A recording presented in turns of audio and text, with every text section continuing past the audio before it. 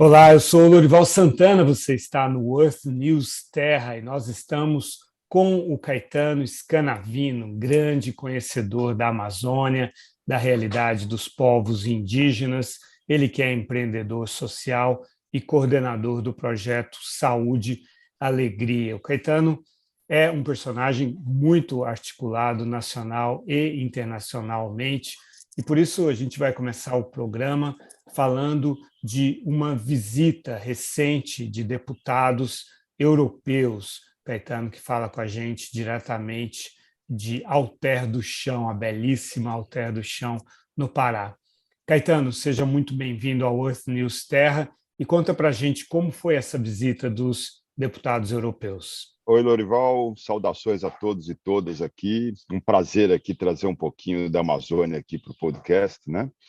Pois é, a gente recebeu aqui a visita de uma delegação de parlamentares da União Europeia, parlamentares europeus que atuam ali em Bruxelas, né?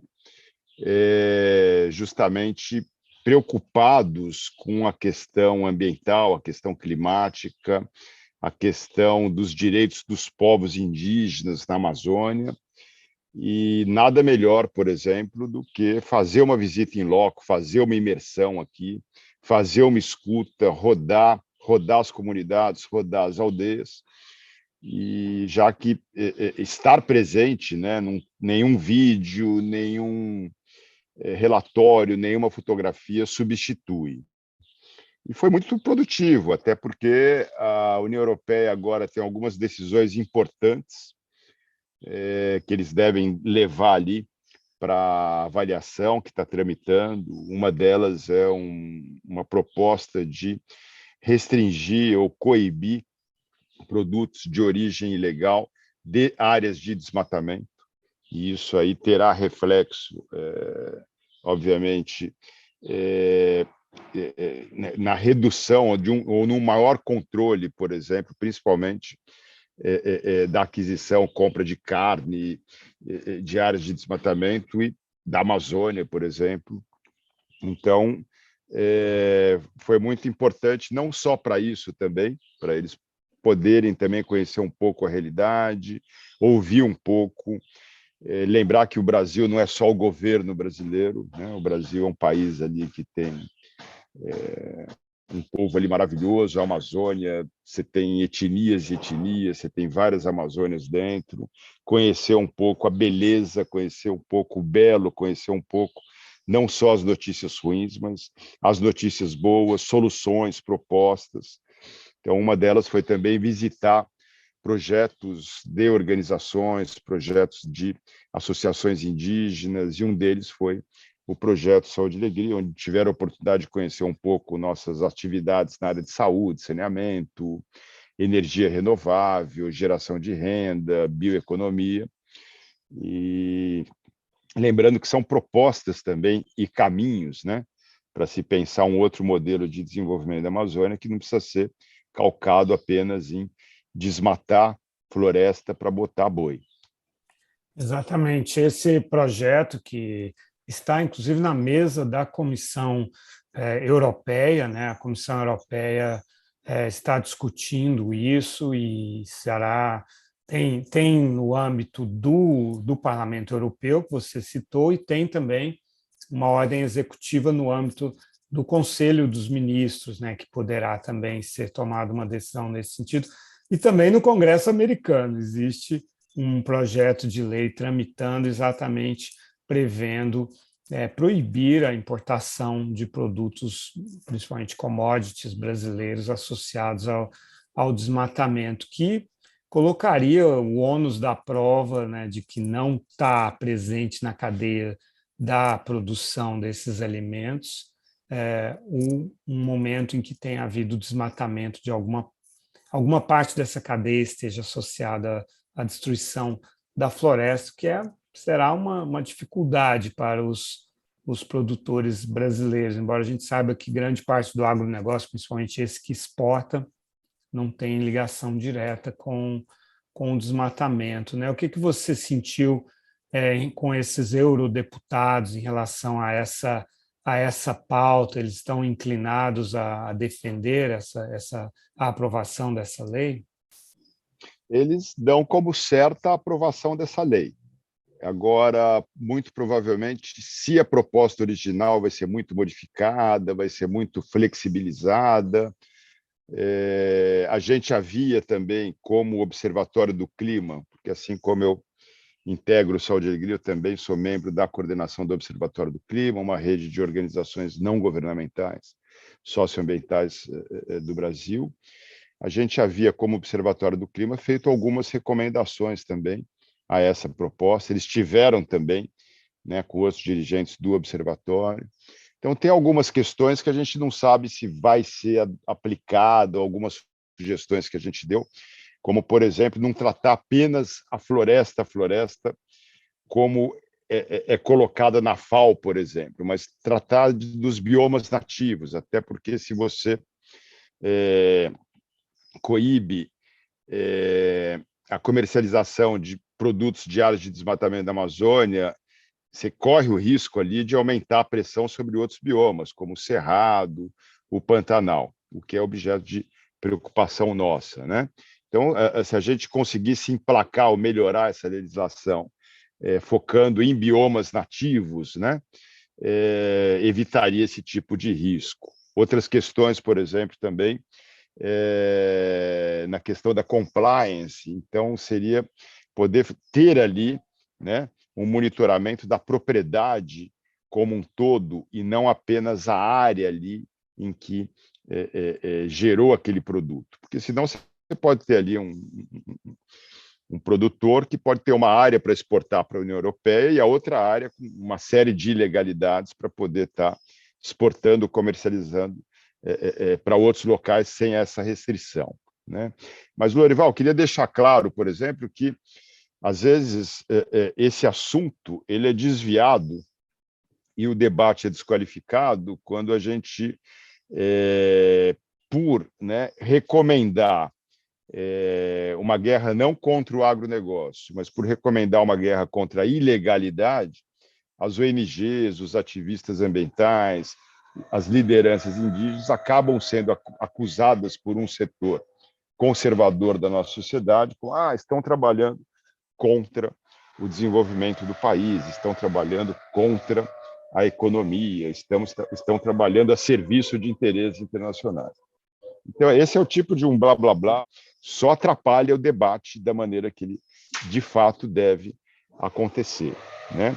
Porque, como você bem colocou, eu não sou crítico ao agronegócio, eu sou contra o ogronegócio, o trabalho escravo, o uso abusivo de agrotóxicos, a grilagem de terra, o desmatamento ilegal. Então, a gente não está tratando aqui nem de direita, nem de esquerda, nem de ideologia aqui ou ideologia ali. Estamos tratando de cumprir ou não cumprir a lei.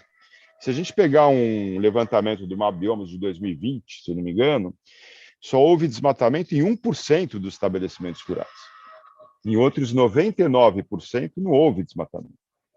E justamente esses 1% são exatamente esses localizados majoritariamente nessas áreas de expansão da fronteira agrícola, pressionando as florestas, sobretudo a região amazônica. É o tipo da coisa que quem produz da maneira certa, né, deveria até gostar dessa legislação, porque vai acabar sendo premiado e, numa situação, por exemplo, que se a gente analisa a Amazônia, ajuda a coibir a cultura do ilegalismo que reina aqui na região, onde o legal é o ilegal. Então, se eu sou ali um produtor, ou sou um madeireiro, e quero fazer a coisa certa, quero montar um empreendimento aqui no Tapajós, de madeira, com o devido plano de manejo, a exploração numa área devidamente autorizada, pagando imposto, direitos trabalhistas, como é que eu vou concorrer com o preço baixo da madeira ilegal?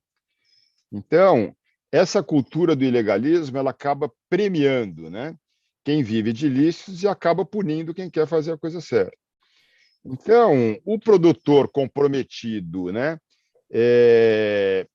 com a produção sustentável deveria apoiar essa legislação, até porque ele acaba sendo valorizado e o que a gente precisa aqui é tornar hegemônico exemplos de produção sustentável, que não seja a exceção, que seja a regra, né?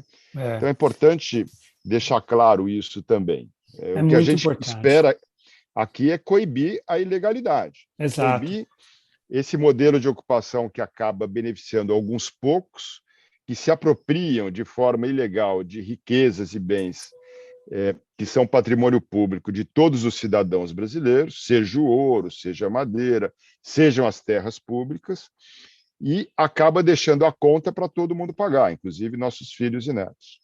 Exato, isso é muito a história do Brasil e da cultura brasileira, né? Assim, o crime compensa no Brasil, é isso que precisa ser mudado, né? E conversando com o pessoal do agronegócio, o pessoal que é exportador realmente, o pessoal que traz o centro dinâmico da economia brasileira está no agronegócio, né? Eles pensam dessa maneira, que é preciso acabar com o desmatamento, é preciso dissociar a produção agropecuária do desmatamento. A gente sabe que existem áreas agriculturáveis no Brasil sobrando, né? Não há a menor necessidade de desmatar para aumentar a produção, sem falar na enorme competência da Embrapa, das Ematers das universidades e das próprias empresas em aumentar a produtividade, né? Então, de fato, é o que você falou, é uma fake news, é a exploração da ignorância, né? 80% dos brasileiros moram nas cidades e não tem muita noção do que é a realidade do campo, e aí se embaralham as ideias desses brasileiros que ficam achando que a conservação da floresta significa o nosso empobrecimento. É exatamente o contrário, né? E vocês mostraram aí, então, para os eurodeputados também coisas bacanas. Como é que foram essas incursões aí nas riquezas da floresta e como que eles reagiram? A gente teve vários debates, mas antes de entrar ali nas visitas específicas às aldeias, os projetos comunitários, parte desse debate, mas pegando o gancho dessa nossa conversa, né? Se a gente analisar esse modelo de ocupação das últimas décadas na Amazônia, a gente desmatou só na Amazônia brasileira o equivalente a 2 Alemanhas. E para colocar o que no lugar? 63% dessa área devastada é ocupada hoje por pastagens de baixíssima produtividade. Outros 23% a gente abandonou. Quer dizer, para cada 4 hectares desmatados, a gente está jogando fora, abandonando 1. Então, assim, não dá para chamar isso de modelo de progresso, de modelo de desenvolvimento. E quem é crítico a esse modelo acaba sendo condenado, às vezes, à morte, né? Não dá para a gente normalizar o fato de que, na última década, dos 300 assassinatos na Amazônia brasileira, só 14 foram a julgamento. Então, essa situação tem que mudar. A gente precisa um novo governo que assuma, mostrar que veio, passar uma mensagem robusta de comando e controle, e que a questão de comando e controle seja entendida como política de Estado, não como lampejos de um mandato aqui, outro mandato ali, ou na primeira pressão flexibiliza. Senão fica difícil da gente falar de soluções. Mas, assim, Precisamos de dado um esse governo passo, que esteja do lado da lei e da ordem. exato, porque é vergonhoso se a gente analisar hoje a contribuição brasileira para as mudanças climáticas. Metade, praticamente, das nossas emissões vem do desmatamento, principalmente na Amazônia, e a gente sabe que mais de 90% desse desmatamento tem origem ilegal. Então, quer dizer, a gente não está as nossas contribuições para o aquecimento global, não dá para ter aquela desculpa que é para o desenvolvimento, que é para gerar emprego. Os chineses falam, não posso desligar as termoelétricas. Não. A nossa principal contribuição para o aquecimento global vem do crime, vem de organizações criminosas, vem de uma Amazônia fora da lei, que, se fosse um país, estaria entre os 10 maiores emissores de gases de efeito estufa do planeta. E aí não pagam Então, isso impostos, não paga não imposto. cumprem as leis trabalhistas, É, enfim, é uma então, produção econômica totalmente destrutiva para o exato. próprio país. Então, esse debate que precisa ser feito. Não é ONGs versus desenvolvimento, meio ambiente versus progresso. É agro versus ogro. Né? Até porque quem é comprometido com o agronegócio sabe que sem floresta não tem água, sem água não tem agricultura. Né? Quem quer gerar energia elétrica sabe que sem água também não tem agricultura. Então, a discussão tem que ser mais madura, tem que, né? O que a gente precisa estar discutindo como brasileiro não é se é a favor ou contra o desenvolvimento, não é isso que está em jogo. É que modelo de desenvolvimento que a gente quer. E essa Se para água alguns que você se poucos. refere é uma água que chove, inclusive aqui onde eu estou, no Sudeste, no Exatamente. Centro-Oeste e no Sul. Os rios voadores, né, que saem, sobem daí da Exatamente. Amazônia. Se não tiver Amazônia, não tem chuva no lugar nenhum do Brasil. Exatamente. Cada árvore grande aqui evapora mais ou menos 300 litros por dia de água doce. A Amazônia são 20 bilhões de toneladas de água doce que migram todo dia para essa região de São Paulo, Paraná, que tecnicamente, se a gente olhar o mapa mundo, seria semiárido. Se a gente vê, ela está na mesma faixa das partes semiáridas da Austrália, do Chile, e só não é, as terras só são férteis por causa também da Amazônia. Né? Então, trabalhar com um pouco mais de uma forma mais sensata, né? Trabalhar o debate de uma forma mais sensata, e isso a gente teve a oportunidade de fazer, até porque os deputados estiveram diretamente com lideranças indígenas, lideranças comunitárias, lideranças agroextrativistas, e que há séculos, né, vem protegendo a floresta e há séculos vem defendendo uma nova visão de desenvolvimento. Ninguém aqui é contra as facilidades de transporte, ninguém é contra a luz elétrica, a internet, pelo contrário. Mas tem formas de se implementar isso diferente desse modelo de ocupação baseado em desmatamento e atividades predatórias. Né? Caetano, Então, e quando a gente fala de europeus, geralmente vem o raciocínio assim: eles destruíram a floresta deles, né? E se tornaram países avançados, não querem que nós sejamos países avançados. Eles destruíram a floresta deles no século XVII, XVIII, quando havia um outro tipo de modelo de desenvolvimento. E alguns países que destruíram suas florestas não se tornaram desenvolvidos. Olha para o Haiti, olha para muitos países na África. Destruir floresta não é uma condição para se tornar um país desenvolvido. Você se torna desenvolvido apesar de ter destruído as suas florestas. Né? Eles eram de onde? Você se lembra da nacionalidade deles? Quantos eram? a gente tinha membros de comissões de agricultura, assessores, e tinham 3 deputados, 2 de origem francesa e uma de origem alemã. Né? E estavam fazendo essas visitas num momento de imersão aqui, conversa, escuta com comunidades indígenas, lideranças, mas também estão agora em Brasília, né? Também conversando com colegas brasileiros do Congresso, da bancada parlamentar ambientalista, e seguem aí fazendo uma série de diálogos. E aí é interessante porque, além de poder estar aqui, né, fazer essa escuta também traz caminhos, traz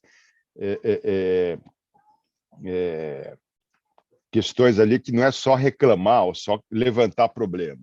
Então, quando a gente fala de o maior problema da Amazônia é a pecuária, até porque é a forma mais fácil de você grilar uma terra, né? Você desmata, bota o boi ali, espera alguns anos e depois espera o Congresso aprovar um projeto de lei de grilagem para te anistiar. Como você bem colocou, o crime compensa nesse país, né? Mas, por exemplo, se a gente conseguir separar o agro do ogro, então, se a gente pegar aquele produtor sério, responsável, que o interesse dele não é desmatar, o interesse dele é produzir e ganhar mais dinheiro. Então, se você tiver uma política de incentivo à produtividade, à eficiência agrícola, como produzir mais com menos terra, nessas áreas consolidadas agricultáveis que já não tem mais volta, né? Como recuperar as áreas degradadas dos pastos, por exemplo, certamente ele vai estar interessado. né? Ele vai ter um incentivo para transitar dessa maneira arcaica de produzir para uma maneira mais amigável ao meio ambiente, que vai gerar mais receita para ele e ele não vai precisar de mais terra. Reduz a pressão do desmatamento, reduz a pressão sobre as áreas indígenas, reduz a pressão sobre as unidades de conservação. Uma agenda que você pode até juntar, que conversa e dialoga. Essa agenda do agro responsável pode dialogar com a agenda ambientalista do desmatamento zero, que pode também dialogar com a agenda da demarcação já, a agenda indígena. Então, existem caminhos possíveis, e aí a gente vai separar quem quer desmatar para especular, grilar, surrupiar terras públicas de quem quer produzir de forma responsável sem desmatamento. Isso não quer dizer que a pecuária ou a soja seja o vetor de desenvolvimento. A gente está falando aqui de medidas para reduzir os danos. Agora, o que eles puderam ver aqui, rodando aqui, as aldeias, as comunidades, o próprio projeto nosso que a gente desenvolve na área de restauração e bioeconomia, é todo o potencial da economia da floresta em pé. Nós vamos detalhar isso no próximo episódio. Você falou em restauração e bioeconomia. Vamos falar disso, então, no próximo episódio, na terça-feira. Não perca, Caetano Scanavino aqui com a gente. Até lá, Caetano. Até!